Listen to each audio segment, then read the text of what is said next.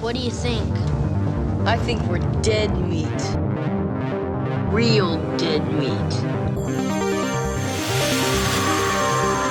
You dead meat! Go ahead and laugh, you guys.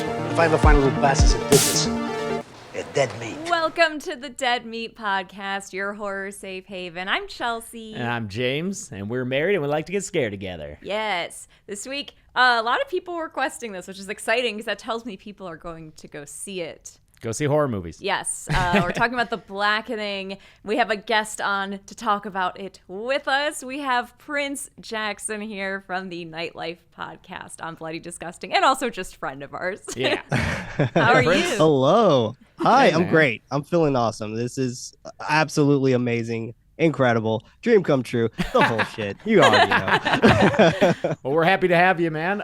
We really wanted to see this movie. We had a good time watching it, and we were like, yeah, let's talk about it on the podcast. Maybe let's have a guest. Maybe let's get a guest. Yeah, just If Well, you- I'm happy to be here. I'm happy y'all chose me. Yeah. If you only listen to the audio version of this podcast, you might be shocked to learn both James and I are white.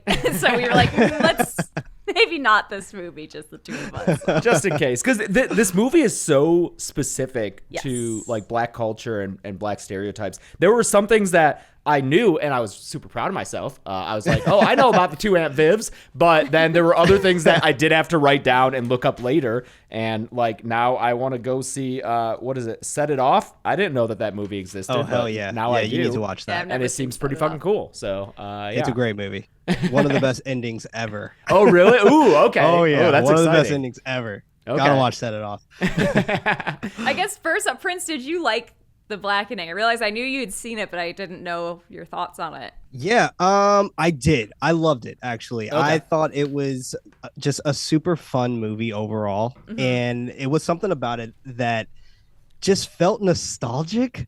It was weird as it says. It's just like, God, I miss my family, you know? And I know, like, I'm still like very close to them. I live in the same city they live in, and I'm just like, oh, I miss them. But it's something that Tim Story, the director of The Blackening, he does so well is cultivating experiences. He did this with The Barbershop back in 2002, I think is when that came out. Oh, wow. Okay. With Ice Cube, and it was just very much a conversational movie, which oddly enough, this movie is as well. This movie is very much a conversational movie. It really just has so many buzzwords and really just wants to get you talking and just having a good time. But this movie is literally, it feels like if you were to go to a black cookout and you just had all of those cousins there and you just had the one white friend that went with you, that's this movie. That is this movie. That's The Blackening.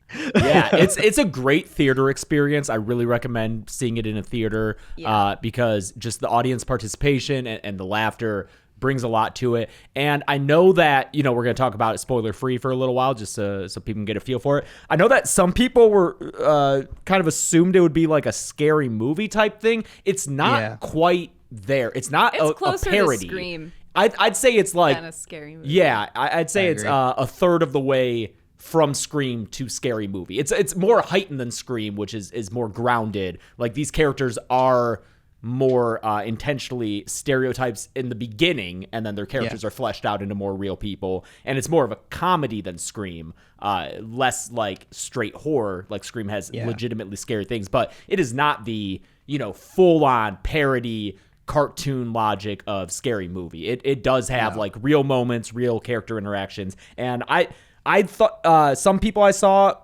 I say that they had wished it took more of that direction, but I'm really happy with the tone it struck. Me too. Yeah, I personally think if they would have leaned in too far, one, I think this movie wouldn't have gotten a theatrical release because we technically have those. We have a lot of those films that are black horror films that never have seen a mainstream audience. Like there's one on Tubi, for example, that has like Marcus Houston, and I forgot the name of it, but it's a really bad slasher film, but at the same time, it's something that is very much a predominantly black film that will never ever see a mainstream audience. Like you have to really seek that movie out when in reality it's just on a very popular streaming service. Now with The Blackening, one, they did two things to me that was absolutely incredible. One, they got this movie to be released on Juneteenth weekend. Yeah. Insanity. Which Like is that, great. just fantastic. Not only to celebrate the holiday, but it also It works with the movie. Yeah, the movie, they are going to have a Yes. Juneteenth celebration. So it's so cool that they were Right. able to make that happen. And I feel like we don't see that anymore. Like, you know, like even take Scream 6, for example, right? That movie was set in Halloween. That movie was released in what, March? Yeah. So, you know, like it's just, we don't really get to see that often anymore. And for them to have a very like holiday centric film be placed on this holiday, probably the first Juneteenth movie ever.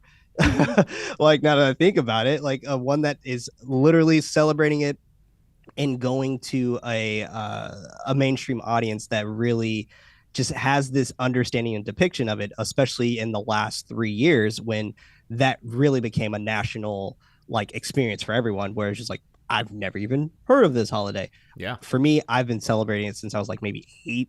So we would just have barbecues. Nothing. It was very black. It was just literally like we didn't really like extravagant. Nothing like that. It was just us hanging out, having some barbecue with our family, and just being like, yo, cheers to freedom. Like, you know what I'm saying? So it's just like, that was pretty much it. But for this movie to do this and have such an experience such as this, especially with bringing these friends back together type of experience, that is such the Black experience. Like, it is like it I don't know, it hits close to home for myself. But overall, this movie, if it would have switched the tone to be darker, I don't think it would have worked as well. Yeah, I agree. And I like that. I didn't even kind of put together that, this kind of joins that great horror tradition of like holiday based horror movies. Yeah. Which is like, it's not, the title is not the holiday, but. Yeah. What do you think about the title? Because I do think the title lends itself to that perception that it's going to be more of a parody, a scary movie, because it's so, the Blackening. It almost sounds like The Happening, but with like, does, that's I think why people are coming to that conclusion. Yeah, I agree. I wasn't the biggest fan of the title, but I did love the subtitle. Sort of. I guess the tagline more than anything. We can't all die first. Yeah. I wish that was the name of the movie. I saw to people be say honest. that. Yeah, I wish that was the name of the movie and the tagline was just The Blackening or something. But We All Can't Die First would have been an amazing title to this movie. I would like to talk about that trope a little bit because I know that people will in the comments. Yeah. Because I feel like that trope kind of evolved from initially the idea of, oh, if there's a Black character in a horror movie, They will die. Yeah, at some point, which was true for a long time, and I think mainly because Black characters were so often not the main characters, hardly They're ever. not the final girl. So they would die much like everyone else. As far as dying first in movies, I feel like that, in my experience, isn't super true. Mostly because there aren't, especially in older movies, that many Black characters. Exactly. I can name New Year's Evil sticks out to me as there's a Black friend who dies first. Gremlins, if you count it, that the teacher he dies first. Oh yeah, that's right. But that's not a slash. I feel like it's kind of a slasher specific trope. Right.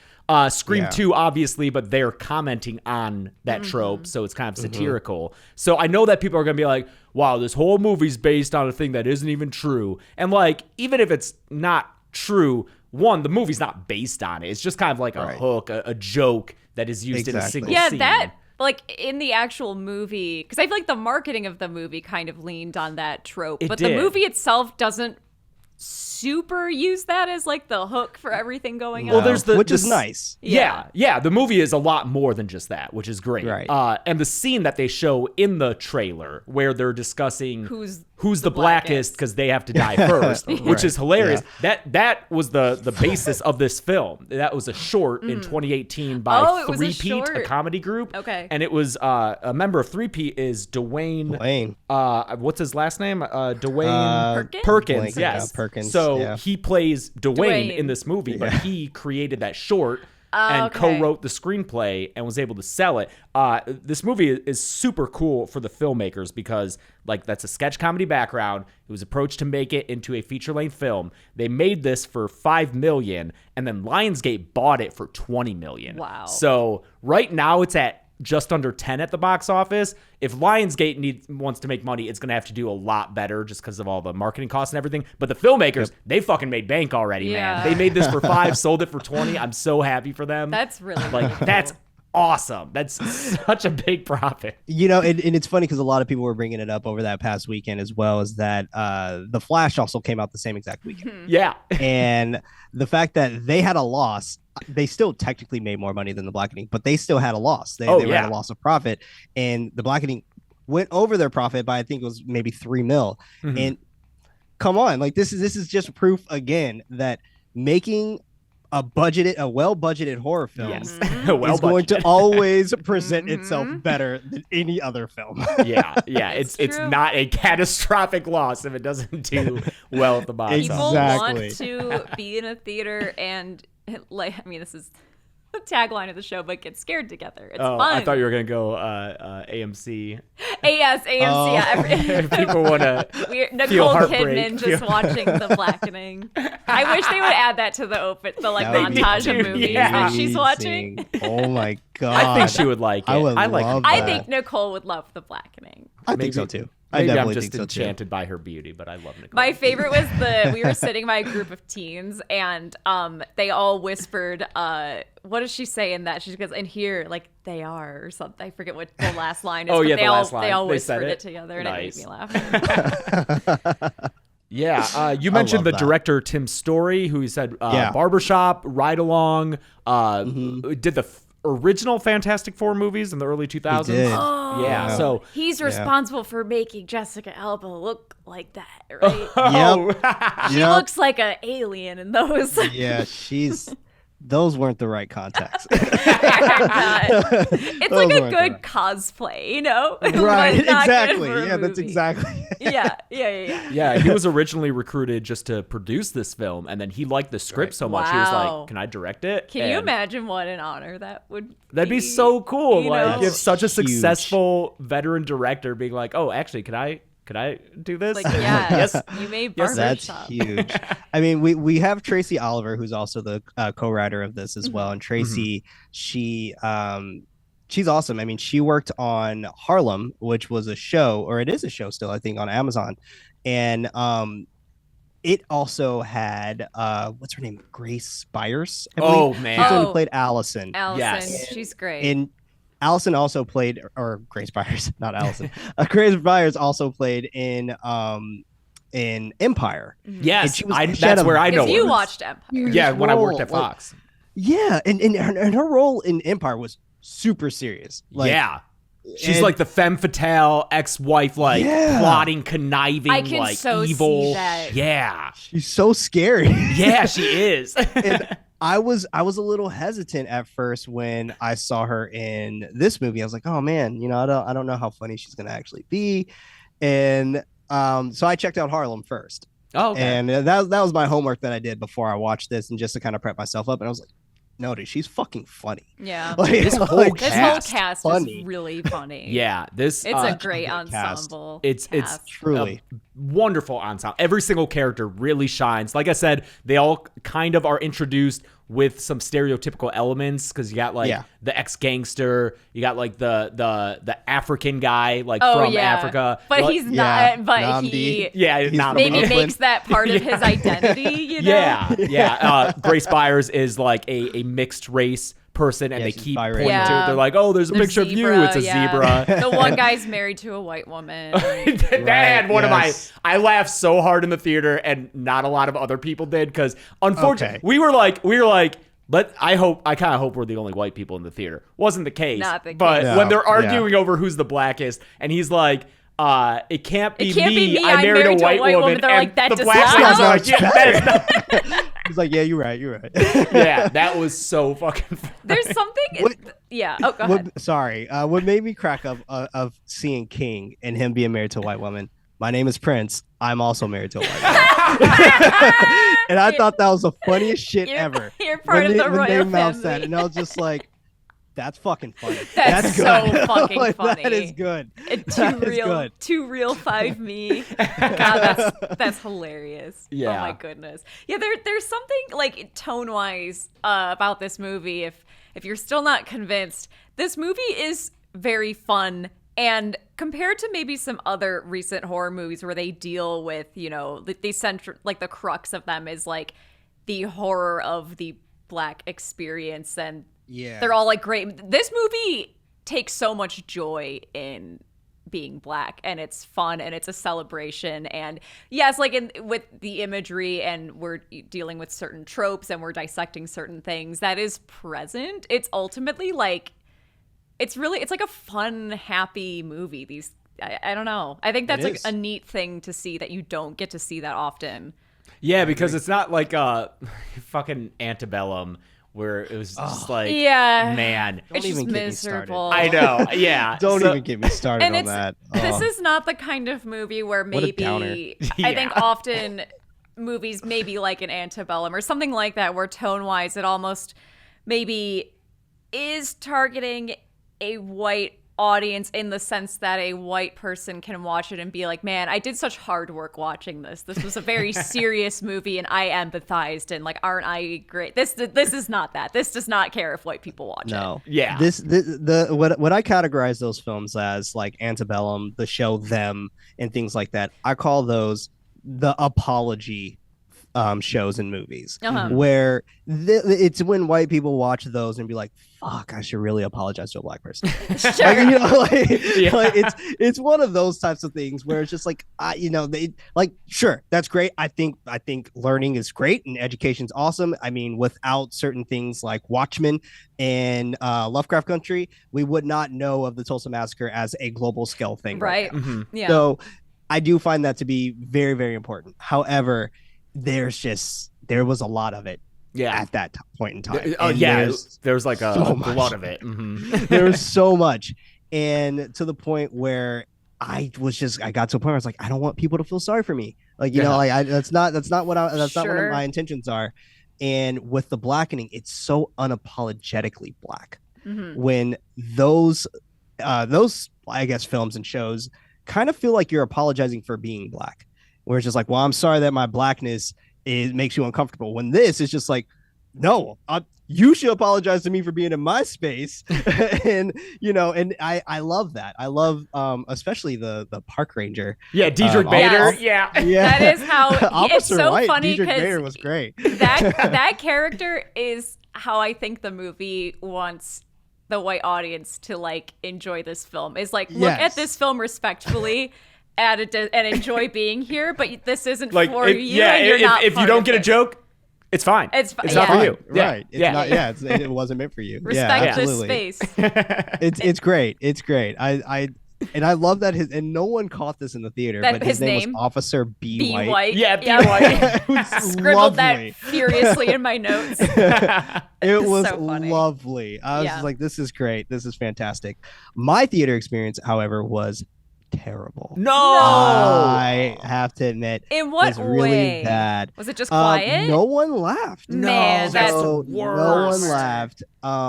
There were a few other Black people. I could count on my finger though how many was in there. It was maybe 4, including myself. Me though, cracking up. Didn't give a shit. I was like, whatever, cracking up the whole entire time. It's funny. The O'Reilly bit.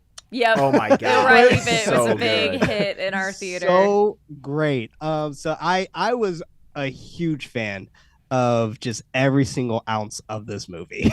Yeah, and one of the last things I'll say before we get into the more spoilery stuff is that this is made clearly by people who like horror. The references in this are... Well, that's why it reminds me of Scream as exactly, well. Yeah. The characters are aware of the genre and not on a superficial level. I mean, they mention people under the stairs, which is such a good nod. In like the first 20 minutes, not even, there's a people under the stairs reference. I was like, oh, this so is good. It's like, okay, great. It's like, Like girl, even though was that wasn't people under the stairs. yeah, like even though that movie wasn't made by a black person because Wes Craven Right. made it, I feel like it is like It's a black still horror part of film. it. For sure. We still accept it. That's ours. Yeah, that's Oh ours. man, that would be the dream to make a movie that like is accepted. Wes Craven. Would Wes have been invited to the cookout? Oh my God, he would be invited, but we definitely would bag on him and not call him Wes. We would call him Wesley. Like, we would easily be that people. All right, should we move into spoiler territory? Yeah, let's get to it. Now we can talk Spoiler about jokes and town. stuff. Go see it. Go see it. Go see see it, it. Because we're going to talk about the jokes. We're going to talk about the plot. We're going to spoil it all. Go see it. Good summer movie. It's Good- like a good movie to watch in some air conditioning. You know, it's like one of those. Yes. It's just very comfy. For sure. Yeah. Yeah, so we get a classic little cold open for a horror movie, you know, Yeah. where we get a little taste of the horror, and it's with Jay Farrow. Jay Farrow, yep. Jay And, Farrow, gotta love him. Yeah, and then I'm not familiar with Yvonne Orji. Is that? Yeah, Yvonne Orji. Mhm. Yeah. Okay. Yeah, I'm not familiar with what Insecure looks like. Yeah, so Yvonne's really known for Insecure. That's like her main go-to that she'll probably know her more from will be Insecure. The show Okay. Insecure. Yeah, but they're opening up this cabin. They're kind of hosting this get together with their friends, a little reunion of sorts. And so they're at the cabin by themselves. And you know, already we get him doing like the Friday the 13th like like those references, and the banter between them's great. It's really funny. So good. One thing that I really want to point out too with their banter, it is such a it's like such a coupley thing. Like this is just for every couple. It's not just for like black couples, right? But like it's such a coupley thing. But for like black couples, like it's like you're like it's a battle between both of you. It's going back and forth. Who has the hardest punchline? Who has the hardest joke? Who has the hardest comeback? And that was so beautifully crafted. And I was like, it was that moment when I was like, oh no, this movie is blackety blink blink black. Like this is like this movie's gonna go there. So I'm very, very excited. Especially when I heard my first N-word drop. I was like, Yeah, they're flying. Yeah. loving it. I wonder how much of the dialogue was maybe improvised too, because it feels like it could have Felt a been. lot of it. I mean, it's very conversational, so Yeah. it's either a little bit improvised or just very well written, you know, which can be Yeah. the case a lot. You know, I will probably do this movie around Juneteenth next year on the kill count, and I was just laughing to It's gonna be myself hard about decorating that the set. set deck is like, well, I can't do the killer's mask or the board game, so because they're about to find the board game where if you've seen the trailer, it's shocking. It's Yeah, like a it's like Uncle caricature. Tom. Yeah, or like Yeah, a Sambo, I think is Sambo, the yeah, yeah. like just a very I mean, it's the caricature. It's the kind of classic blackface cart, like the jet black Blackface, skin, red lips. white eyes, yeah, the red big lips. Yeah, I remember. It's like racist Jumanji, yeah, much. you know. for sure. I remember in high school we drove down to Florida for a Disney trip, and on the buses, and I remember stopping at a rest stop in or a gas station in, I don't know, whatever Georgia or whatever southern state that you're going, and in there were like figures like this. I don't know if that's still the case. It might be, because you know that was like 15 years Wasn't ago. that now, literally the premise of one of the new?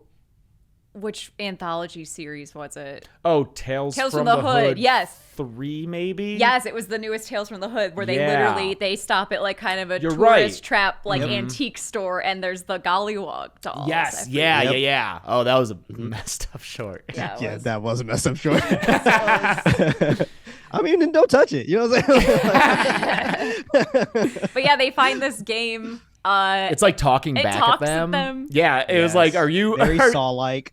Yeah, it's like, are you watching me? Well, yes, I am.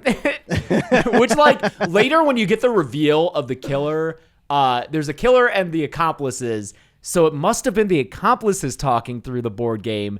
And for me, that doesn't line up that those guys would be the voice. But you know what? I don't care. I think it was Clifton. But he's there sometimes when it's I talking. know he's there sometimes when it's playing, and I feel like Clifton is the type of person who would know them so well that he would already have talking He would tracks. pre-record Maybe it. okay, Yeah. yeah. It makes the most sense for it to be Clifton doing the voice and everything, And also, it makes the most sense for Clifton to be the one having done all of this, because when you think about it, it's like, this was a thing. This was a whole, like... Oh, yeah. He Uncle had to Ruckus, do so much Boondocks. setup. Yeah.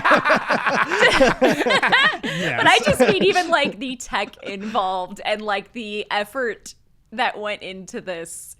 I just feel like a nerdy dude is the one who's going to know how to, like... I don't know. Makes sense to me. Yeah, basically create an escape room. Yeah, we'll talk about Clifton in a minute, and I can't wait to we talk are about giving Clifton. up the killer, but the movie doesn't. It's kind of obvious. I knew pretty much right away that, like, oh, that guy. It makes it very clear in the jump that, like, this movie's not really trying to have you scratch your head too long. Yeah. So. But yeah, the cold open, they are forced to play this game and answer a question, and the question is name black character. Was it 5? I think it's name... I wrote Name it 5 down. black characters who survived horror movies. It's name 5? Okay. And immediately, so I don't know, did you start thinking of answers? Because my first go-to... Oh, absolutely. I named Reggie, all 5. Friday 5. Like Reggie Friday 5 popped in my head. Yep. LL Cool J also in Halloween Deep Blue. H2O. Oh. And Deep Blue? could do Oh, Halloween yep, H2O as well. yep. I said Deep Blue. I said Ice Cube, Anaconda. Busta Rhymes, Halloween Busta Resurrection. Rhymes, Halloween Resurrection. Mhm. And my last one was Geraldine from Tales from the Crypt, Demon Knight. Nice. What year was Deep Blue Sea?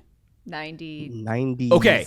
I love that our answers were all pre-2000, because if you get into the last 5 years, much easier. That's what, the first characters I could think of were all very recent. Yeah, And it felt like OJ. cheating. Yeah, it does feel like cheating when it's It's all Jordan Peele characters. Yeah. It's like, okay, Well, we now have Jordan it's like, well, Peele. when the entire cast is black, odds are one of them will survive. Yeah. So I'm glad we could have done it, Prince. Yeah, we would have survived so far. And they even, they said Scream 2, and they could have said the cameraman Joel. Mm-hmm. That would have done it. Yep. But Joel could have made it. Bring him back, Radio Silence. I know. Come on. Bring him back. Come He's right on. there. Come But on. instead, they incorrectly named Jada Pinkett and Omar And, Epps from from Scream 2. Omar Scream Epps, 2. Yep. Come on, guys. I know. Come on. They die right I lo- away. I love how she's like, nah, fool, they died in the beginning. Yeah. And then That was great. since he answered wrong, he gets killed. I guess we're continuing kind of a streak now of Saturday Night Live comedians getting killed first in horror comedies. After Pete shit. Davidson and Bodies by His Bodies. Oh. Yeah. Yeah. Which I have seen this compared to Bodies by His I Bodies. can see and it. I can It's see very that. I can see that. Yeah, I like can you see said, it. conversational. Tone-wise, yeah. Absolutely. And then she's kind of just like dragged away, and then she pops up alive later, but then is killed kind of off screen. It's her fate's I a little assumed it was weird. an off-screen kill. Yeah, because then we see It was a dumping her little body. ambiguous. I was convinced for so long after she was going to come back, and then she never. And then no, yeah, so that was a little whatever. We start meeting the rest of the main cast that we're going to spend all our time with. Mm-hmm. I think, who do we meet first? Is it Shanika at the gas station? No, I think we start with Dwayne. We start with and Dwayne, Lisa, and I believe Allison. with Lisa too. Yeah. Oh, okay. Because that's Allison and first. Lisa are having that kind of like shining conversation, which becomes a runner where like they're just That- looking at each other in the telepathy. That shit was so funny to me because it's just you get the look, and it starts with your parents. Yeah. It starts with your parents. Where my grandma, she would always do this thing where she would whistle, and she would whistle so loud that if you're down at the park, you would hear it, and that meant get your ass home. So she would whistle, we would run home, and then all she would do was just one of these. And it's just like, oh man, I must be dirty. So like you just know, and then you get to a point where I'm sure y'all have seen this kind of ongoing joke where it's like how black guys become friends. You just see another black guy on the street, you kind of nod your head or whatever. Keep going. You see him the next day. You maybe do a handshake at that point. You see them the next day after that, or a week later, or whatever. And then at that point, you start having a full conversation. And then you meet them again a little bit later, just like, hey, you want to come over really quick? Like, I got some stuff at the house. And it's just, you never even know this person's name until that last official meetup. But it's like this, just like a telepathic thing. So I thought that was great. Yeah, I thought it was a funny little joke. joke in the beginning, and then it keeps popping up as a runner, and then has a great payoff at the end. Really good Fantastic payoff. payoff. Oh my god. Oh, So funny. And then Shanika is stopping at a gas station where classic horror gas station where there's a creepy old dude sitting out front who does not approve of Shanika's everything. And because her stereotype is kind of like just loud, She's loud boisterous, and drunk. Party girl. The attendant at the gas station, who we later learn is one of the accomplice killers, is a big guy with like a missing eye. His the effect that looks like a Gaussian blur premiere effect. It looks like they just did it in post, just like blurred his eye. I was like, wait, I feel like I'm censoring for YouTube with that right there. Oh man, then at the gas station, Shanika runs into Clifton, who I wrote in my I'm dying. My notes I did accidentally at first with a heart next to it, right? Carlton. Yes. So because I thought he was adorable, I just wrote his name totally wrong, like everyone else does, which is very funny. Yeah, the characters keep calling him Carlton, obviously a reference to Fresh Prince. Android using King. We are an Android household, and we were dying at all of that. The iPhone and Android jokes were so funny. I love how Shanika was just like, no, it's not. You're just wrong. And it's okay to be wrong. And that's another thing that people were like, well, that spoiled the killer because apparently villains can't use iPhones in movies. Oh my god, you're right. Yeah, Apple doesn't allow that. Right. I didn't even put that together. So he has an Android, everyone else has an iPhone because he's asking if everyone has a charger and everyone's like, no. That's incredibly funny. So again, they don't take too many efforts to hide, because the other thing is like, he's like, oh, are you going to the reunion? And she says but the opening one, knew he was invited. In the opening scene they mentioned there's going to be all 8 of us, but with the 2 characters from the opening and then everyone else we meet, there's 9, and everyone's like, Cliff, I haven't seen you in forever. Who invited? So clearly he's not meant to be there. They didn't remember him. He says call him Carlton. Morgan invited him. Conveniently, Morgan is not there to say. Yeah, and he says that she sent him an Evite, which I understand would not be likely. No, it's straight up a text message for sure. It's just like, yo, we're doing this thing. It's a shindig, whatever. Come on through, slide through. And it's usually bring your own bottles, which is why we have Shanika grabbing her own stuff. Oh yeah. So it's usually BYOB. So it's always and she's grabbing wrap snacks, which I thought was a joke. Yes. I'm sorry. I didn't realize that was a real fucking thing. That's a real thing. Wrap snacks, but they're really hard to find, which is why it made it even funnier. Yeah, and the fact that they were in this hick-ass gas station who made it even funnier. I almost wonder if it went deep enough to where did I'm gonna call him Clifton. If he was he arranged plotting that, right? Yeah, maybe. I feel like he did. I feel like all of this was a ploy. Like he just, the fact that he was there the exact same time as she was there. I feel like he knew all of their steps before they were even making those steps. So yeah. Have you had wrap snacks? I have. What's the best flavor? Because I saw there's so many. I've only had one. Wait, I need to It was fine. Okay. It was fine. Are each of them a specific person? I think so, right? No way. Yeah. Each of them, each flavor is based off of that person. They also have sodas too. What? Yeah, there's. It's not from Wrap Snacks, but it's a soda brand too. And God, I'm blanking out what the name is. Oh but, shit. Yeah, it's they're very. They kind of remind you of Jones. Okay. Yeah. So they're very glass sweet. bottle? They're all glass bottles, nice. Super colorful, and it looks like you shouldn't be consuming it, but it pretty much is like Kool-Aid in a bottle. Yeah, King's Kool-Aid. Oh my god, carbonated they've been Kool-Aid around in a since bottle. 1994. Oh shit. Okay. Wrap snacks are they're From that era a lot of more rap. popular All right. now. I'm but they were made old flavors. They were made in North Carolina.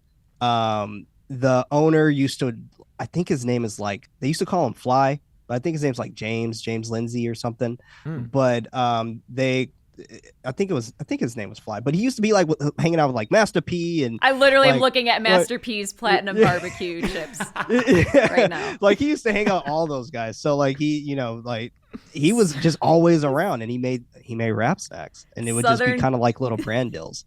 Southern Crunk barbecue sounds fantastic. I think that's the man. one I had because I really like barbecue chips. Oh yeah, I kind of want to order like Yeah. a box of these. Right? Like You have but to. they You have have to. Lil, They're Lil really, really Romeo good. had some. That would have been a very specific year. Oh wait, no, Yeah. I'm sorry. He was Romeo at this point. He I was dropped gonna the say Lil. he dropped that. Yeah. Lil. He dropped it Yeah. at one point. Drop Yeah. that little at that point, yeah. Mhm. Who knows? I'm Because dying Romeo of these. has them, right? But yeah, because there's interesting flavors. Like one is like sound salt, good. vinegar, barbecue, and honey. All in And- one. All in one. That Oh sounds- shit. Yeah, Okay. and I think it's actually it's actually kind of funny because I think on the side of it says "and more," but like What's the end more? but the rapper on it Coriander. is Lil Baby. If you want to look that one up. Oh man, Okay. Rick Ross sweet chili lemon pepper sounds great. That does sound great. That one sounds really good. Yeah. So Clifton, obviously, they're calling him Carlton, like Carlton Banks in Fresh Prince, another black character who was always Like the accused of being nerd, too right? white and Yeah. nerdy. Yeah. And then his appearance is very Urkel-y. Yeah.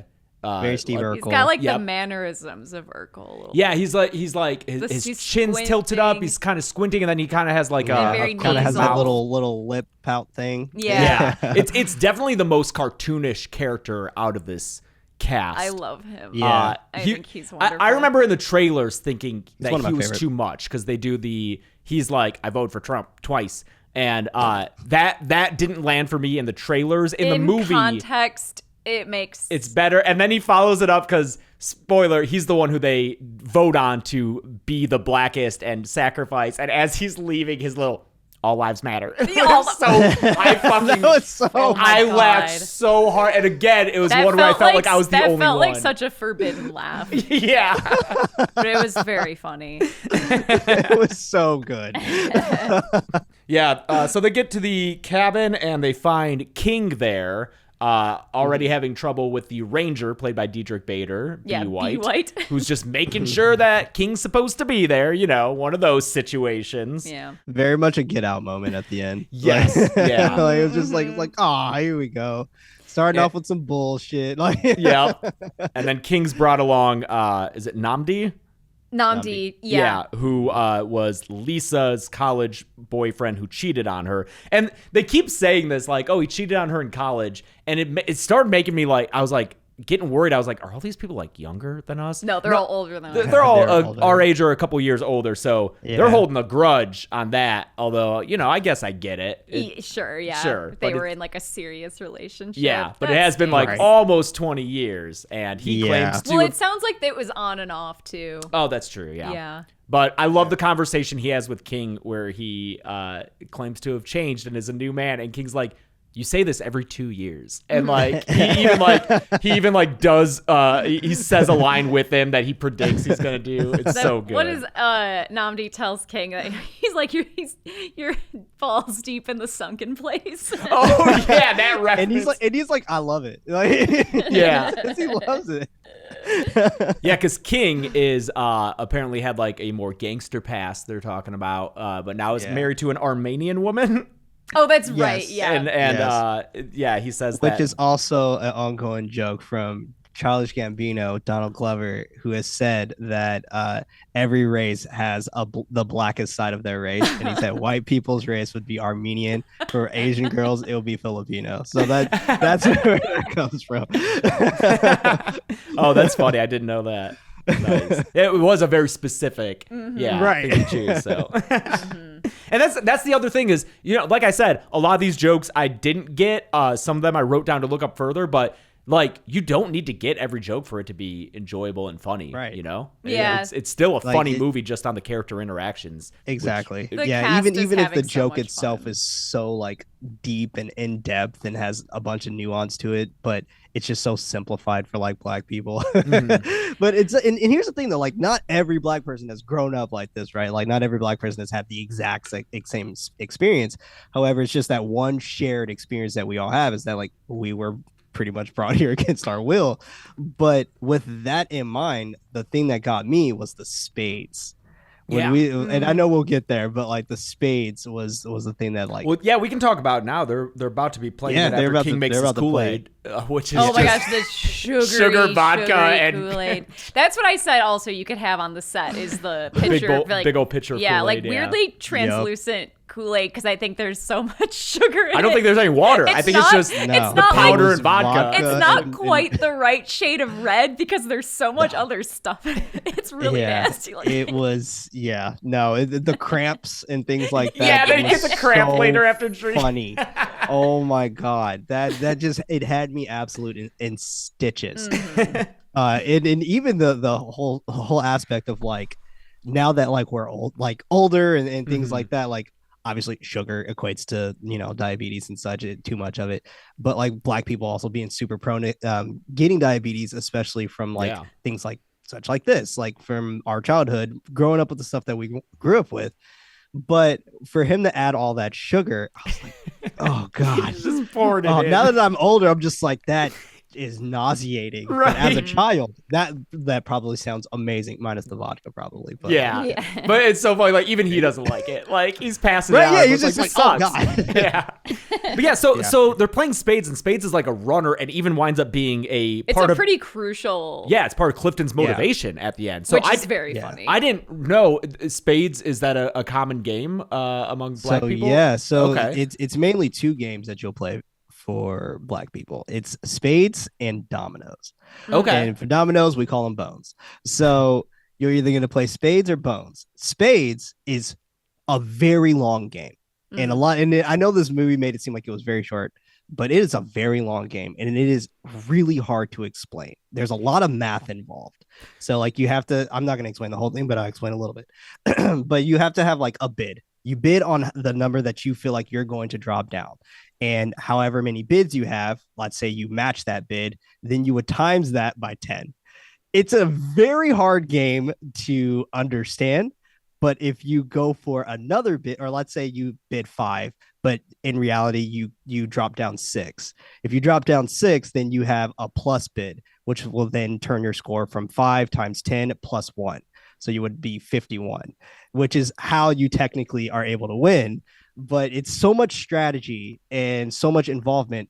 I fucking hate spades. I fucking hate spades. But it is such a like Black cultural thing, to the point where like I personally don't even play card games at all anymore. So like I've never wanted to learn how to play poker, Jack Black, none of that. It's just I played spades as a kid growing up, and like if I go to the cookout, yeah, we're probably gonna play some spades, and I'm not saying I'm gonna fuck you up, but I might fuck you up.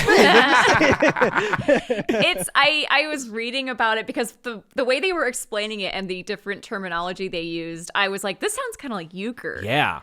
Which is like a very Midwestern, like growing up in Michigan, you probably, if you didn't play euchre, your parents did. Especially like I feel like moms love euchre. My mom would have euchre parties, all the other moms. Well, that's cool. And it's also like a long game. It takes forever. But there's the concept of like being able to renege, right? Yeah. And if you renege, it screws over your partner. Because do you partner up in spades too? Yep. Yeah. Okay. Yep. They're apparently from the same family of card games. They're You not said they were both derived from the same like Whist, I think, is another card game. Okay. But I was like, okay, I don't know how to play this, but just hearing the term renege, I was like, oh, okay, yeah, that'll start some shit. Yeah, for sure. Yeah. And yeah, so that like ends up being a factor for Clifton's motivation, because like 10 years ago he was playing a game and reneged, and everyone like got on him about it. But I love I think the crux of his motivation that we learn at the end was him feeling excluded from this black space. Card was revoked. Yeah, exactly. He's like, which is so funny because they're like, we rag on everyone. It's not a big deal. It's not like your black card was revoked. And he was like, no, you literally said your black card is revoked. And I think it's Lisa is like, yeah, that checks out. I probably said that. But I love that that's the because the movie discusses it a lot. Like I said, when they get to the cabin and Namdi's like, oh, look, Allison, there's a picture of you on the wall and it's a zebra. And like, it's that shit was also funny. Yeah, it's funny. And then, but I know that it can also maybe be like a actual source of pain, or, you know, feeling like you're not enough for one world. You don't belong. You know, it's like, not feeling like you belong in either world. Sorry, the dog is climbing all over. No, that's totally fine. So I love that. That's and that's a thing too. Like, you know, where you you have like people who are black people who are biracial, the Drakes of the world, but it's always this battle for some reason, light skin versus black skin, whatever, dark skin, whatever, and it's always this battle of who can be the blackest, who can always be the blackest. And I felt for her character for sure, because I always have been called the Oreo, like when I was growing up and things like that. And I was like, well, fuck you, I love Oreos. But but it has this depiction that definitely travels with you. Like you don't forget it. And you always feel like you're trying to prove yourself in a black space when you come to that. And I always thought that, like, when I pictured Allison, I always pictured her to, in some ways, kind of have like daddy issues, but not in the sense of, oh, I hate my father. It's just more so like the fact that he was just white, and she, because it's always this concept. And there's actually a great interview by Rashida Jones when she talks about, dealing with her blackness and things like that, because a lot of people don't know that she's black. Yeah, and that her she's father's Quincy Jones, right? Yeah. Mm-hmm. Yeah. So with that, she identifies just strictly as black. And that is always kind of how I feel like a lot of biracial people do feel in these spaces, where it's just like, I need to pick a side. I need to pick, am I black or am I white or like whatever. I'm never biracial. I'm black or I'm right or I'm white. And it's shitty. It is shitty. Like it is something that I definitely wish people just kind of chilled out on, for sure. Because a lot of my people, they are my people, but a lot of my family members are light skinned. Like my grandmother, for example, she's light skinned with blue eyes. Mm-hmm. And she very much passed as a white girl in Louisiana in the 30s. So but got like the shit end of the stick from both sides, where she had to deal with like white people with racism because they knew she was black. I mean, her hair was a dead giveaway, but like, dealing with that. And then also with black people dealing with colorism, right? I mean, like, it's just all these different aspects where you do feel that little slight tinge of hatred for you just being a little bit lighter skinned than that person, for sure. Absolutely. Yeah, and when you said like that they feel the need to choose, I mean, historically people were forced to choose, because if you're a mixed person in a white space, you're the black person. Well, in that space. And even like legally, you don't get to choose legally that. Too. Like the one drop theory for or like whatever. The census, and pretty much it's I forget what it gets into, like really weird like racist math, where it's like if your great grandparent was black, that's enough blood for you to count as black, kind of stuff. Yeah. And that's what I love about this movie, is that it like engages in those conversations and stuff, but it's still fucking hilarious the whole way through. Right. Yeah. Exactly. It's very unapologetic, for sure. It's so good. And like, I just know that there are going to be people complaining about like, oh, everything's got to be about race. It's like, everything kind of is about race from certain people's experiences. Like it or not. Yeah. Like they didn't choose that, but it doesn't mean the movie is like bad or not funny. Like, this is so fucking hilarious. It's a funny way to engage. I mean, like, one of the best examples of that just is the very ending, which is a very funny scene, but it's all of them realizing like, we can't just call the cops. Yeah, they're like, what should we do now? Call the cops, and they just laugh. Yeah. And it's like, it's funny, but also it's like, everything is about race and politics because everything is about race and politics. Like, it's just how it is. You know, then they call the fire department, and the last shot is all of them getting hosed. Yeah, like it's so morbid, but it's very fucking funny. That's a scary movie moment. The burst of water, just like all of them flying off screen. That's the other thing is, I love that everyone survives. Like, I wasn't ready for any of these characters to die, and they all make it. I think like a worse version of this movie is like all of them getting killed off one by one, and then that's just not fun, and it maybe would feel a bit gratuitous and kind of ick. Yeah, because like, who do you how do you choose who survives? Exactly. There's not really a main character. I didn't get. I would argue. I would argue Lisa. Lisa, maybe. Yeah. Would be like the most final girl, because she just had the most scenes. And she has the most, like, she has the ex-boyfriend, she has the best friend with Dwayne. Yeah. Right. Yeah. She feels the most main character to me. But it's not super. She's not like head and shoulders above everyone else. It feels very ensemble, which is great. Yeah. So yeah, they find the game room that was found in the opening, and they also find the racist game and assume that it was set up by Morgan and Jay Farrow. Some weird Juneteenth activity. Like, Yeah. yeah. So they start getting questions, and this was maybe my favorite part of the movie. I could have watched them do trivia this whole movie. So there could have been no plot after I was this writing down except- every question. So the first Easily. one, they're very easy questions at first. The first one is who is Sojourner Truth, and it's a That- multiple choice question. Yeah, the first one is like like activist, abolition, blah, blah, blah. And it's like, B, Harriet Tubman. Yeah, one of the options was just Harriet Tubman.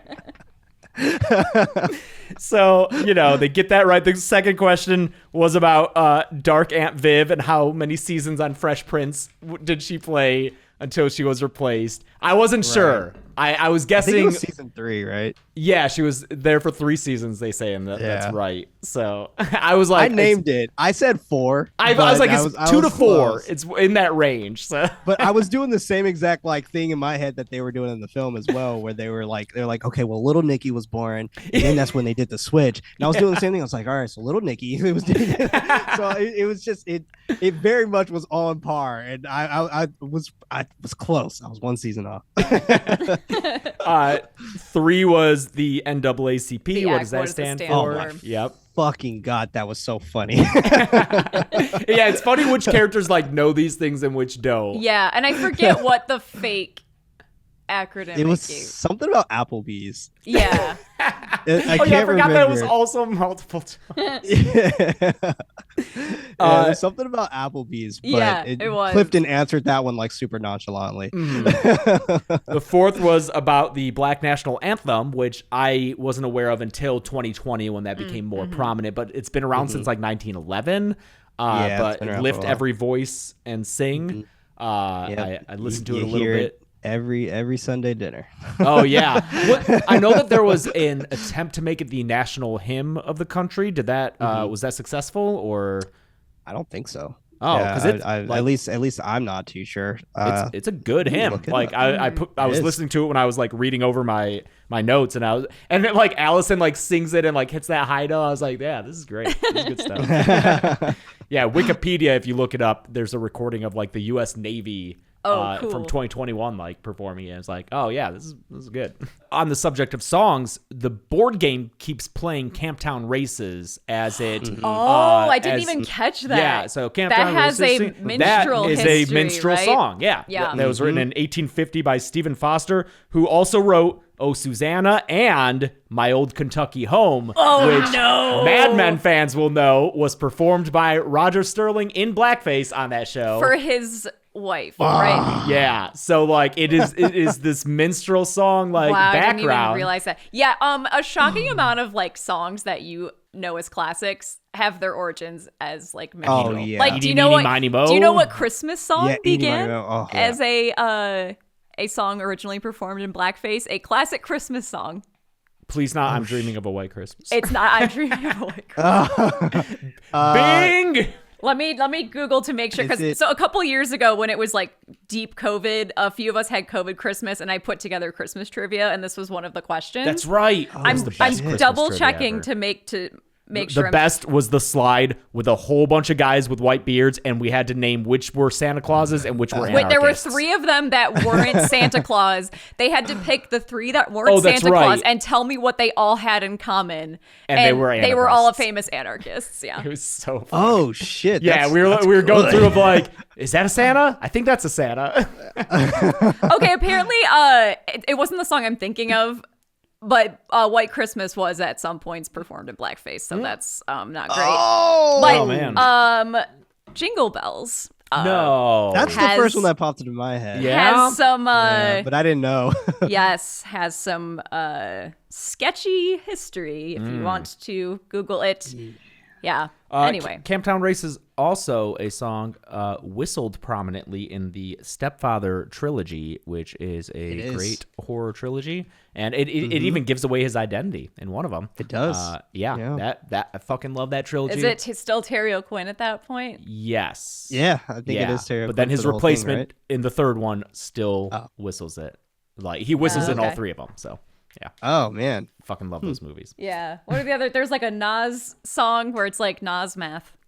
Yeah. Questions. Which I Oh enjoy. yeah, that's one of the questions. Black actors who appeared on Friends. There's like a kind of it gets to montage point. One of them we only see the answer, and part of the answer is swag and gas mask. I don't know if that's. I have no idea what that okay. was about. I just think that was them just ad-libbing. Maybe, yeah. What? But I also wouldn't be surprised if you could That's some super reverse obscure- engineer what the I'm question sure would be. you could. Yeah. If you could Jeopardy style, like what the. Yeah.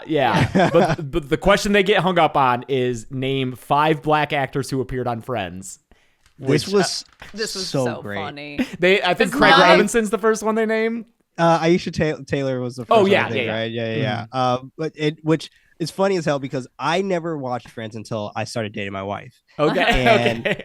I have now seen the whole entire series of Oh Friends. wow. And I still couldn't name this question. But it was funny because like every single time she would put it on and be like, this is just a ripoff of Living Single. She has no idea what that is. I didn't know. And- I felt bad.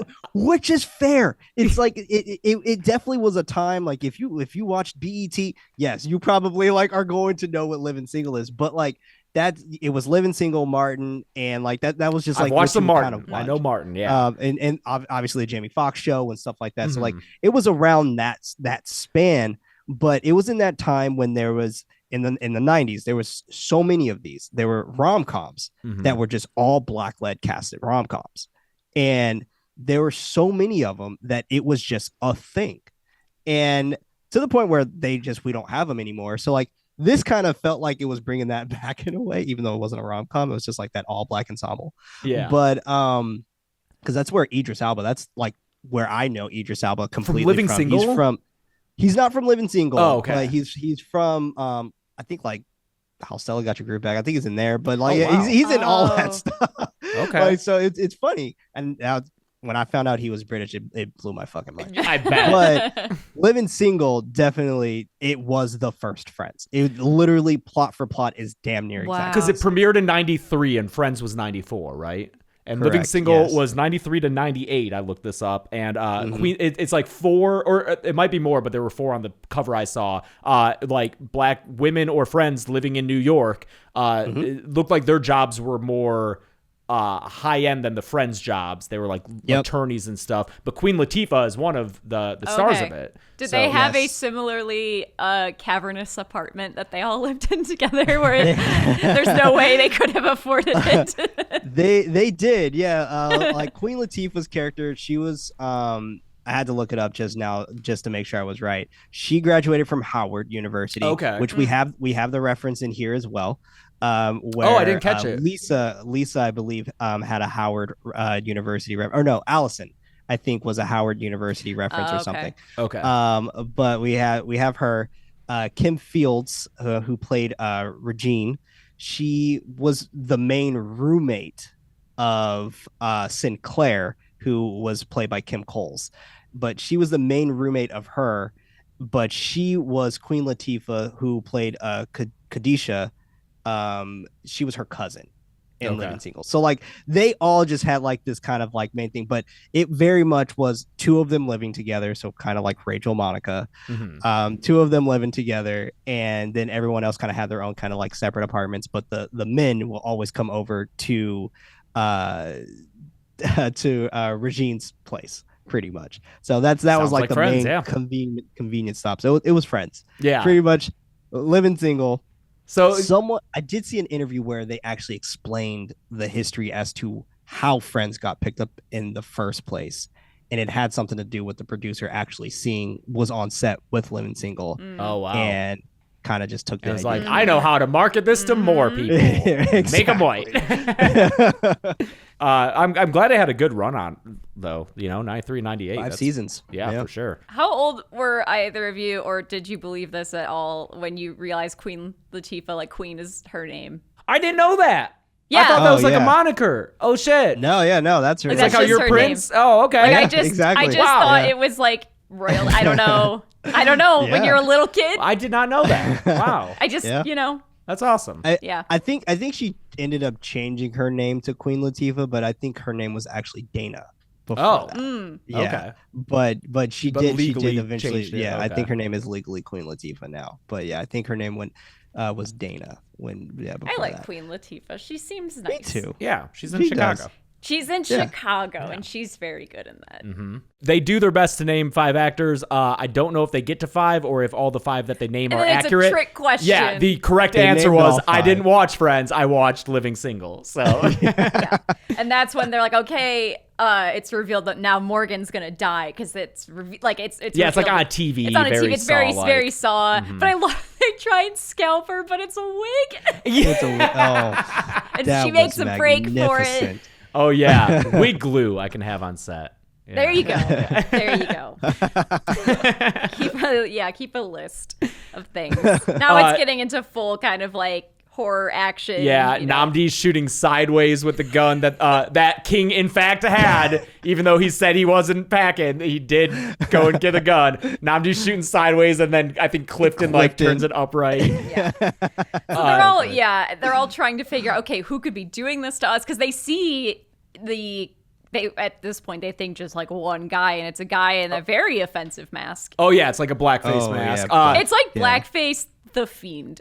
Yeah, it kind of Right. is. Yeah. Yeah. And I Yeah. saw other people notice that the mask does have like a crooked smile, foreshadowing that Clifton is behind all this. It's the same Yep. kind of like thing that he's doing with So his great. mouth. And King gets shot with a crossbow bolt, and then Allison pulls it out and accidentally stabs herself, which is so It's so fun. good. And That's I think some- King gets shot in the same spot with There's some Three Stooges slapstick going on in this, and I Yeah. appreciate it a lot. But now That I was know like what the only parts where I was just like, okay, I could see the scary movie Yeah, stuff, or like the Wayne's brothers For influences. sure. Yeah. For sure.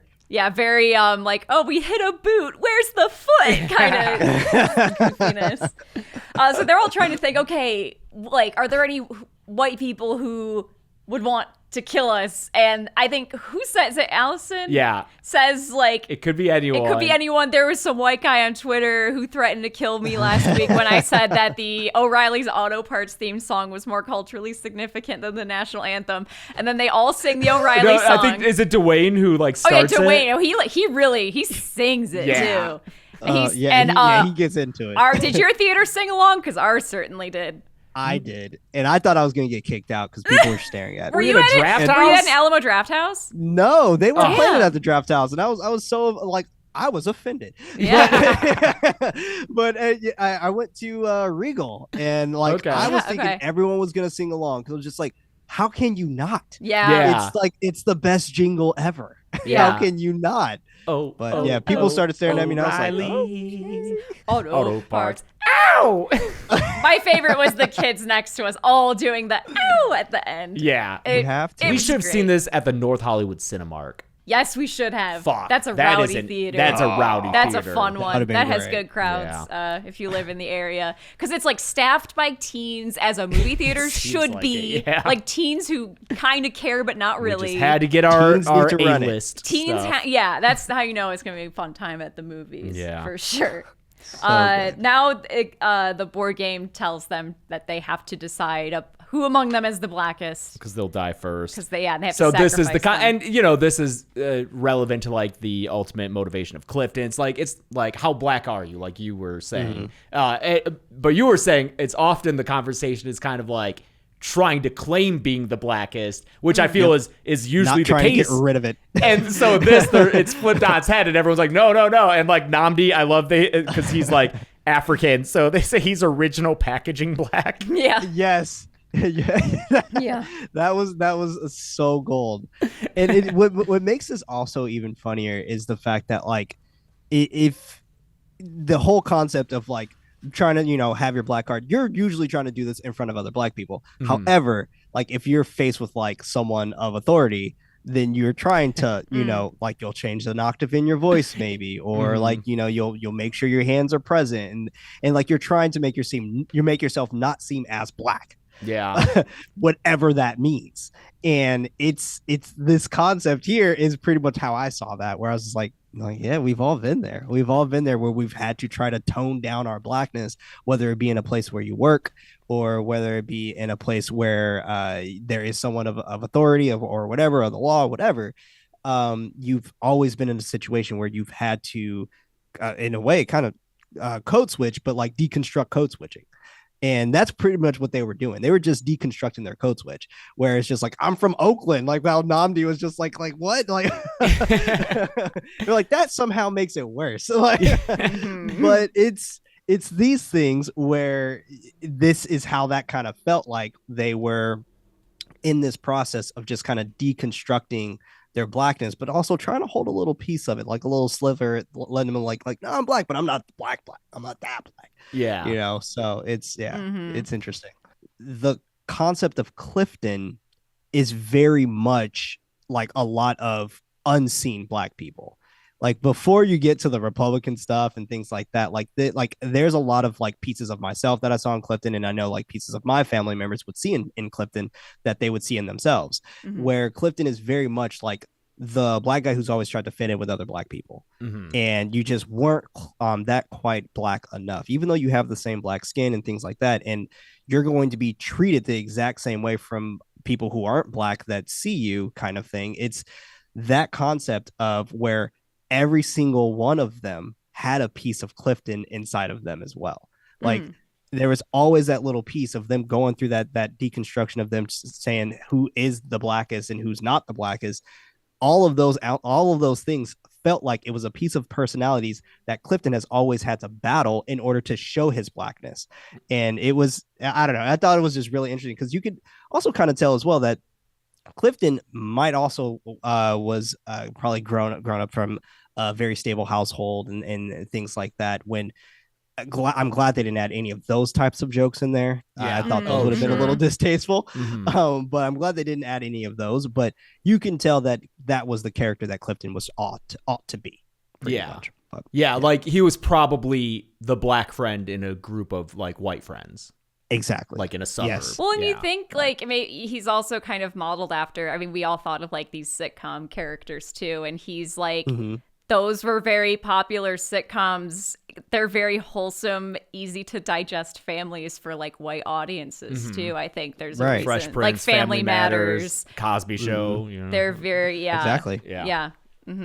Yeah, there's the, Married to a White Woman line. And then I'm glad that, that Dwayne had to have that conversation about being a gay black man. Because he was like, my dad said that gayness or being gay is like whiteness wrapped up with something about dicks. Something about dicks. Whiteness wrapped in dicks or something like that. Yeah. But because I know that can also be a difficult that's hard. Yeah, place to be. That's a tough one, especially in the black community too. Like that, like being gay and being black, that was a hard pill because then you're really not accepted by your own kind right away, and especially to the point where like you try to go out to a club or something like that, and then like maybe you go with like some of your homegirls or whatever, and then they bring their one gay friend.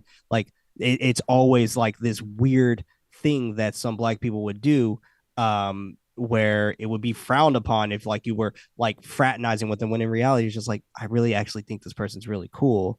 I don't know why I'm even acting this way towards them. But that was huge when my brother came out, that he was gay. Like a lot of my family members didn't accept it, but immediately like our immediate family were just like, we knew you were gay since you were like 12. Like, so, like, we're glad that you told us, but like we knew, very much knew. But it was something that I think for a lot of black families that are trying to, even the way that like how Dwayne's father would like mentioned that that's a very passive thing for him to say, like where it's just like, well, you're just pretty much white wrapped with dicks. Like it's just like, well, why? Yeah. Well, why is that? You know? Yeah. Why can't a black person be gay and still black? You know? Right. Like I would have accepted gladly black with just wrapped with dicks. Like it's just like,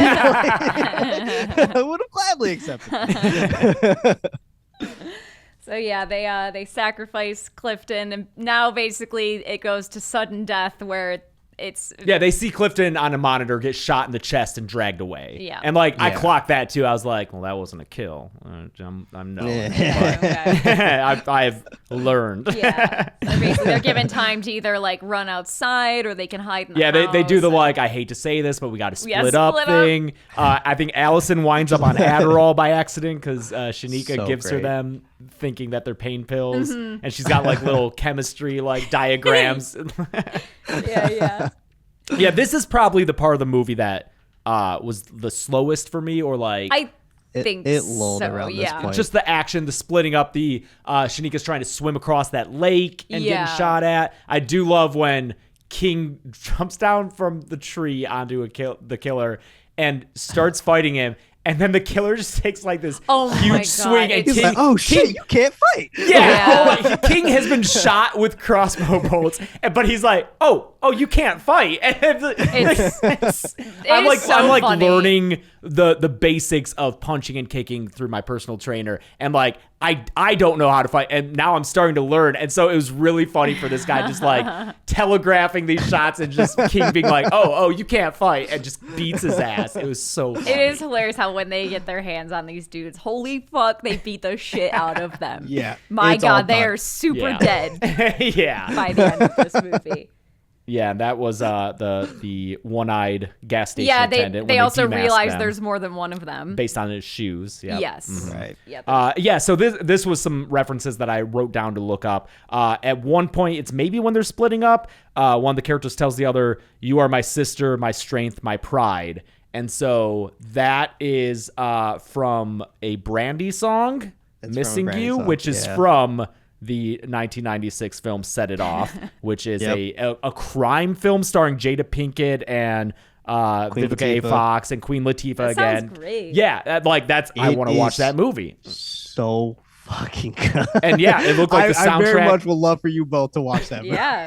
The soundtrack had a lot of hits, including Missing You. It has a Bone Thugs song, which I'm a huge Bone Thugs fan. But yeah, this song is, Brandy, Gladys Knight, Shaka Khan, cool. and Tamia. I'm not sure how to pronounce her name, but Yeah, it's, Love okay. Shaka Khan. So yeah, that I was like, I had never fucking heard of this song or these lyrics, and for it to be like a specific reference is so great.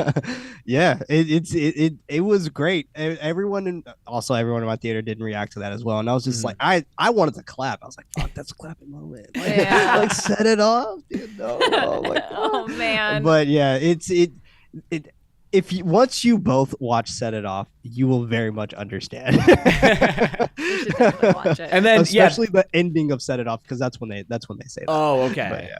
And then another time the characters say to each other, if you want to be somebody, if you want to go somewhere, stand up and pay attention. So I wrote that down because I didn't know. That is a song from Sister Act 2. It is Sister Act 2. Song fucking rips. I've listened to it Dude, the a Sister bunch Act already. soundtracks are good. So good. Yeah, that song is dope. Because like Missing You, I put on. I was like, okay, this is kind of like slower R&B. It's not really my jam. Like, pay attention. That's my speed of like a song. I fucking love that thing. So much rhythm to it too. Yeah, it just feels very early 90s like R&B kind of. I fucking love it. That's good stuff. So good. So thank you, movie, for introducing me to things. Oh, I think we skipped over Diedrich Bader, them finding him again, and him. Oh, that's right. When he shows up and he's he like, says, no. "I'm one of the good ones," and then He's like, they always say that. Yeah, that makes it worse. the funniest fucking thing. It was like, if I were invited to the cookout, I would be honored, but I would not attend. And they're like, why not? He's like, because I wouldn't want to make you uncomfortable in your own space. And they're like, damn, that's a good answer. It's so fucking funny. That character's so great. And they still ultimately, they can't trust him. Yeah, right? like the shot of all three of them like picking their weapons back up after he leaves, great physical comedy. That I could also see that's a little bit of like the scary movie style, like physical comedy. Well, Dwayne mentioned Scream and Scary Movie as being big influences. So cool, yeah. But they find one of the masks in the sheriff's car, and I mean, we learn by the end, like, okay, he did genuinely find it in the woods. Yeah, he's like, I know this is going to be hard to explain. Bad. But yeah, he gets killed. Yeah. I guess, yeah, we can go into like the ending. Do we think that feeling a little woozy here is a reference to Scream? It has to be, right? It has to be. Yeah. That has to be. Yeah. It was just too spot on to just be like, come on. Ranger White also says, I'll be right back. Oh, He yeah, said, "I'll be Ranger right White back." for sure. And Yep. we knew he was goner then. So yeah, I mean, we get our classic killer reveal monologue, which I always love. Yep. I'm always a fan of this kind of scene. I I'm feel a like sucker maybe for him. it could have. I wonder if it could have used a flashback, like a flashback with them like kind of like very poorly de-aged kind of. If that had been fun, because other than them running around a little while outside, this was also the part where like I feel like this maybe went on a little too long for me. The like whole Sure. like, explaining how I did it. Yeah, kind of thing. yeah. Which again, I really like the reasoning behind the motivation and how it plays into the themes and everything, and how Clifton was excited to meet people like him and then got excluded, and that drove him to get drunk after For the first time ever, leave, and then did he hit and kill someone? Yeah. I think he killed someone, yeah. And so had to go to prison for jail for 4 years, which is when like when he said that, I thought he was like in an act, like where he was gonna drop his like voice. me too. Me like too. I thought his voice was about to get super deep. He's gonna take off the glasses. The smile Like wasn't gonna be Kaiser crooked Soze, anymore. like or total- Urkel becoming what's his name? What's his name? His alter ego. Is it Stefan? Is it Stefan? It might be Stefan, I think. Yeah. Whereas Yeah, like it's that actor just- drops the Urkel and shows like, oh wait, I'm actually hot. Is that supposed to be Urkel or is it a different character? No, completely? it's an alter ego of him that through science comes out. Oh, it's like a Jekyll and Hyde kind of thing. yeah, it's more like that. Yeah, yeah. What does that show become? Like, It gets weird. yeah, I guess so. I watched, I think, all of it. TGIF, man. That was Really? appointment viewing. Yeah. Oh, wow. Step by step. I Yeah. always like the one where they go to Disneyland. Yeah. They always had to have a Disneyland. Yep. thing. If you're an ABC show in the 90s, you're going to Disneyland. You're going to Disneyland. Mhm. Full House, I think, too. Yep. Yeah. Yep. Modern Family did it too. Oh, yeah. Later on, for sure. Yeah. But yeah, the whole thing was like they tried to teach him how to play spades and he reneged. And that's when they all teased him. And Yep. he took it real personally. Yeah. Can't blame him. Yeah. They also find out he was only paying like $1,000 for all of them. Yes, that was so funny. $100 each. It's Oh my god! I love how Dwayne was like, "Damn, that's all we worth." it's insulting. Was it $1,000 or was it $100 each? And It's $100 and it adds Yeah, up it's to like this is like $1,000. So good. But yeah, he was like tossing he tossed both Sean and Morgan down this like scary well in the basement. Yeah. And that's where they end up. This is the payoff of the telepathy thing because So good. is it Dwayne and Namdi who are trying to plot to like Yeah. Yeah, they're trying jump to plot, they're him? like, "Oh shit, I didn't know we could do it." yeah, and then Clifton's like, I can hear you too. Like, Like, I know what you're doing. Yeah. Yeah. And he uses the telepathy to tell them that he hears them too. Yeah. And it's so good. Yeah. He gets tossed down that well. yeah, because he's threatening to blow up the place with Oh, plastic that's right. It's also explosives. like Yep. loaded with Like, Yeah. that's what I'm saying. It's like, it's all very elaborate. yeah, it's That's what I'm saying. Like he thought about every single ounce. Yeah. Of this Well, even down to the game pieces, they're all individual to the to people. them, which yeah. he had the die. He did So like He game had He's the the master. game die as master. the game master. So. Yep. It's called Black Sophie's Choice. Like somebody's choice. Yeah. So good. And Yeah. then, someone uses the chili powder to throw his eyes right. Oh, to help blind him. So good. Yeah. if if you're that was another thing as well where it's also like if you're not black enough if you can't handle your spice kind of thing, which was also really funny. But yeah, they all make it, which is nice. And I think Dwayne has said, like, I think the quote was, "It's giving franchise." So I'm sure he would like to make more. Oh, good. So. Oh my God.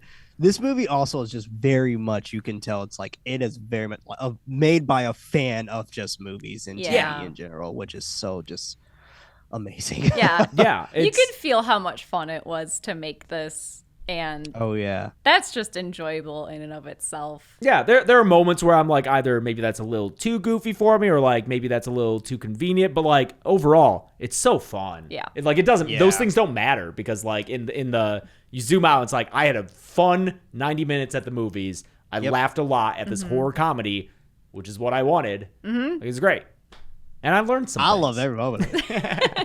That's the beautiful part. See, like all of this laughter and joy that we're all feeling, yet we still learn things. That was awesome. Like I love that that context about it the most for sure.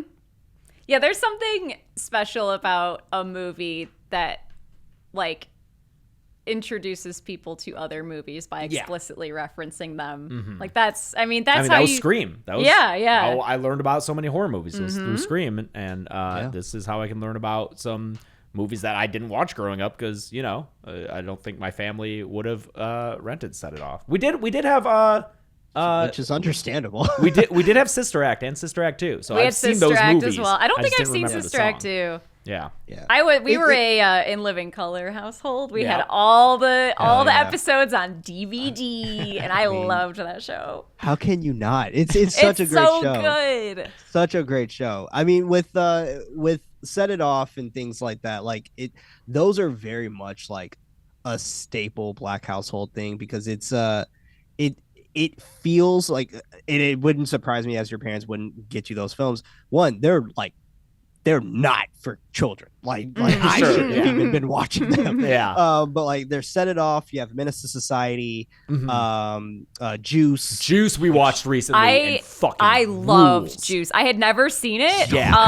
I mean, Tupac was an amazing villain. Oh my, he's incredible. It becomes a horror movie. It literally is. He is like a human shark in that movie. Never forget that wake scene. But like, he is. Oh my God, the wake. That is the most like creepy, like, he's just such an asshole. It's so great. And it also like Ernest Dickerson. That movie looks beautiful. Yeah, Juice fucking rules. Big recommend. Those other movies are on my list because there's that parody film. It's like never be a menace. Don't be a menace in South Central. So I want to watch all the movies first that it's gonna parody, and then watch that and feel very informed and laugh at the very specific jokes I have. Don't be a menace is funny as shit, and there's literally a person in there named Dashiki. And his name is Ashtray. Like he's just like it is totally meant to just be super ridiculous, but it's actually really good though. Don't Be a Menace is actually really good. Cool. But yeah, I would definitely suggest watching all of them. Boys in the Hood, all that stuff, just to like really understand like a lot of those references and stuff. But a lot of like the Black experience, like the movie experience, the Black movie experience comes from a lot of those films where they're all like considered hood movies pretty much, but like they're all based in the hood and things like that. Another one I would say check out is Fresh. Fresh. Okay. Fresh. I thought you were gonna say Friday, which I did watch a lot as a kid. If you haven't seen Friday, definitely watch Fucking Friday. love Friday. I feel like Friday is maybe more of it broke through a little bit more than those other ones. It did. I agree. Chris Tucker definitely helped that. Yes, for sure. It definitely helped that Chris Tucker was also in Fifth Element as well to help re-promote Friday. We bridge that. Yeah. Exactly. Well, cool. Big recommend from all of us. Then thank you so much, Prince. This was a really fun, chill summertime episode of the podcast. Oh, no, thank you. No, this was a lot of fun. I had an absolute blast. It's always fun talking to you both. Hell yeah, man. Where can people find you if they want more of you, which I know they do? Oh man, if you want more of me, you can find me on Twitter at the Head Knight. That's Night with a K, or you can listen to my voices over on a Nightlight, a horror movie podcast. That's also Night with a K. Hell yeah. That's part of a Bloody Disgusting, right? Yes, So, it yeah, is it's part of Bloody legit. Disgusting This legit. as well. I think I could announce this now because we're starting to like make phases of this. Oh yeah. So there is something that I'm also a part of for Screenbox, exclusively to Screenbox as well. This will be hopefully out officially in early fall, but I'll be at Midsummer Scream promoting a majority of it. It's called Scream Talks. So yes, Oh, be cool. on the lookout yeah. We'll be for at that. Midsummer, so Yeah, we'll let's- see you there. Yes, Yeah, we'll we'll see see you you. there. Our booth is apparently right next to Roger Jackson's. Oh my, we're so excited. Oh, They shit. sent out the floor plan and they were like, "Let us know if you're okay with this." And we're like, Yep. Yeah, Yeah. we're cool Uh-huh, sitting next like to what? Ghostface." Of course, yeah, that sounds awesome. Yeah, Yeah. I'll be in a split booth. I'll be Bloody Disgusting and Screenbox. So Oh, Cool. I'll look at the A map and see double-sided where you booth. are. Did you get that floor plan email? I did not know. It's amazing. It is pretty incredible. It's like like an an interactive map. thing where you can either look up Whoa. the person or Yeah. click on a table on the map and it'll show you. It's incredible. I've never seen this for a Whoa, convention before. that's awesome. So no, I'll find I where you haven't guys got are. my hands on that. Yeah, Yeah. find where we're at. We're not officially announced for Midsummer Scream yet, but I mean, I could say that I'm going or whatever. But Okay. it'll be announced a little bit later. But Cool. yeah, we're hosting some things. But should be a lot of fun. Yes. Man, good stuff. Cool. Well, thank you again. Yeah, you can find us at Dead Meat James on Twitter and Instagram and TikTok. And I'm at Carebeck, CREBECC on Twitter and Instagram. And if you want merch, deadmeatstore.com. Mm-hmm. Molly seems done. Molly's over it. Yep. Molly says, I gotta go pee and poop. Thank you very much. All right. So until next time, I'm Chelsea. And I'm James. That's Prince. And this has been the Dead Meat Podcast.